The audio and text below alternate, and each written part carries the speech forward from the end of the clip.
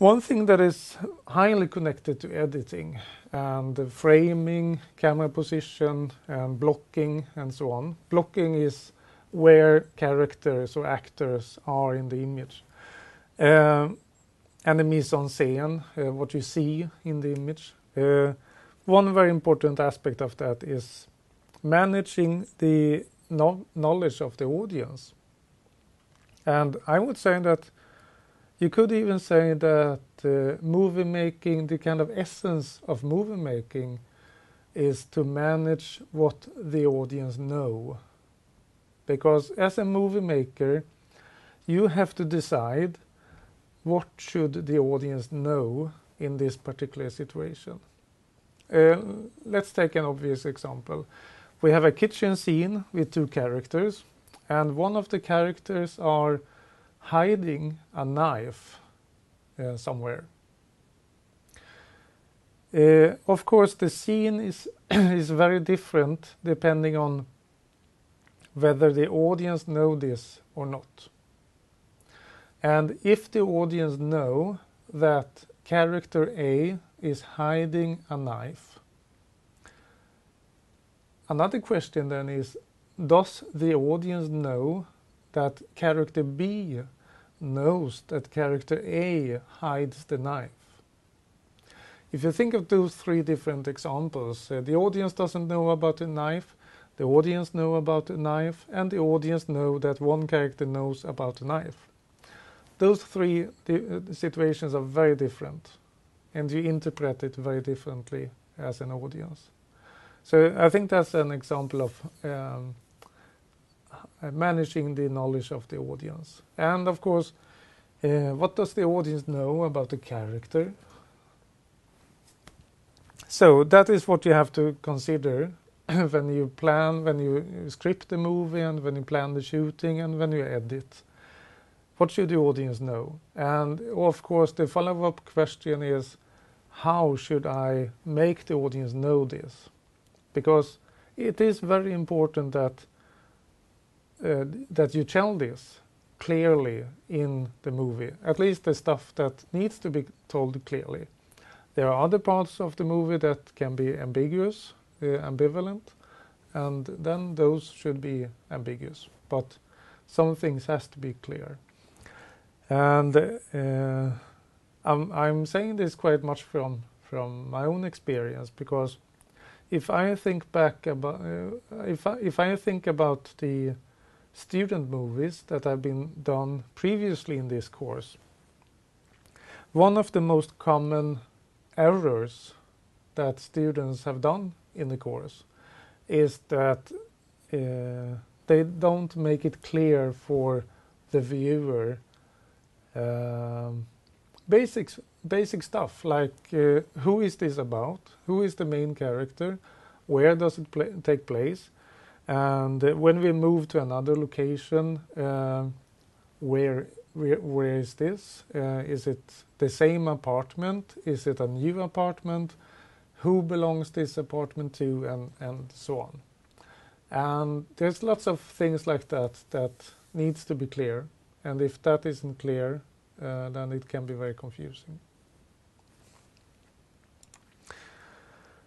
And these terms here, art, craft, intention, technology, audience, I have kind of talked about a couple of them. And I would say that I think of these as terms or aspects of movie making that are kind of dragging the movie making in different direction. You have to make the movie commercially popular. So you think about the audience. You have to be able to actually do the movie practically. So you think about the technology. A movie can be artistic, or it can be more just good craftsmanship. For example, Steven Spielberg's movies, like Indiana Jones and so on. Most of those movies I wouldn't call artistic, but the craftsmanship are superb in those movies. And then, of course, the intention of the movie maker. What is it that the movie maker wants to do with the movie? Okay, there are some movies where the main intention is to just make money. So there you have the audience. But there are, of course, also movies where the movie maker actually want to tell a story and tell something with that story. And then maybe the movie becomes art in that case. In movie making classes and movie making books, there is lots of talk about conflict. That in order to create an interest, in order to keep the audience interested, you have to have a conflict. And if you go back a couple of thousand years and read Poetics by Aristotle, that is one of the very first books about drama, Poetics. There Aristotle writes about conflict. And it is a very Western thought that a movie needs a conflict.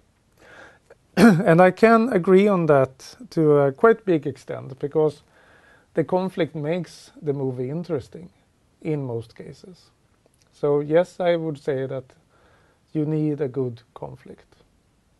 But at the same time, I would say that conflict is not everything. And there are other things that makes people watch a movie. Characters are also very important. And if you think of a typical TV series, I would say that in most TV series, the conflict is not important. It's not very important. But what is important is the characters. You like to see a TV series because you like to follow these characters. The characters become almost like your friends. And then you have other kinds of movies where the spectacular is also very important. And if you think of a typical James Bond movie, for example, or Indiana Jones, or that kind of movie, of course you have to have a conflict, because you have to have some kind of logic reason for James Bond to do all the stuff that he does. And all these dramatic situations, these spectacular situations, they need a justification. And that justification is the conflict. But in a James Bond movie, you don't really care about the conflict. At least I don't. I have seen many James Bond movies and not really.